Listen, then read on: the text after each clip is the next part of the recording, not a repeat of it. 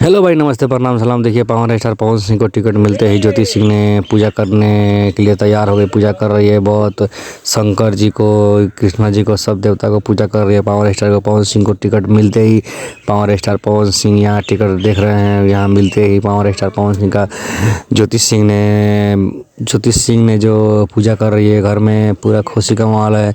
Power star Pawan Singh चुनाव के बारे में अब निकल गए हैं। गाना तो थोड़ा लगता है कि 2024 में गाना कम आएगा, पर पावर स्टार पवन सिंह को चुनाव जीतने के लिए ज्योति सिंह ने बहुत दिल से पूजा कर रही है। ठीक है, आप लोग अपना कमेंट में राय बताएं, क्या ज्योति सिंह अच्छी कर रही है कि सही कर रही है। कुछ आज ही एक और नया खबर देने वाला है कि पावर स्टार पवन सिंह और ज्योति सिंह के बारे में क्या चल रहा है, क्या नहीं चल रहा है। बहुत जल्द ही खबर देंगे। चैनल को सब्सक्राइब और लाइक करिए और सब्सक्राइब करके रखिए कि और अगला वीडियो हम बताएंगे उसकी ज्योति सिंह के और पवन सिंह के बारे में, तो आप लोग को जल्दी नोटिफिकेशन मिले। ठीक है, जय हो पावर स्टार। पावर स्टार का जी का पत्नी ने बहुत दिल से पूजा कर रही है। जय हो पावर स्टार।